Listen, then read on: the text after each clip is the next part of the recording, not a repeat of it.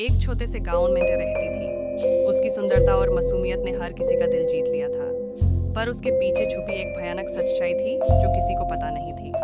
संस्कृति रात को एक आम लड़की बनकर जी रही थी, लेकिन जब रात अंधेरी होती उसका रूप बदल जाता था।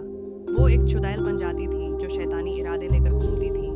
गांव के लोग उसके सुंदर चेहरे और मीठी आवाज में फंस जाते थे, लेकिन कोई भी उसके असली रूप को पहचान नहीं पाता था। हर रात संस्कृति अपने चुड़ैल रूप में गांव की गलियों में घूमती और बेबाक उसके जाल में फंस जाते।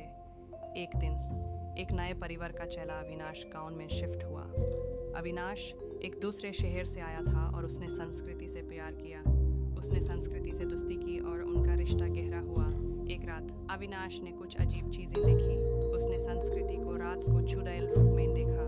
डर से कांप कर वो उसे देखता रह गया। संस्कृति, जो अब अपने असली रूप में थी, उसके पास आई और उसके डर से चीख पड़ी, क्यों देख रहे हो?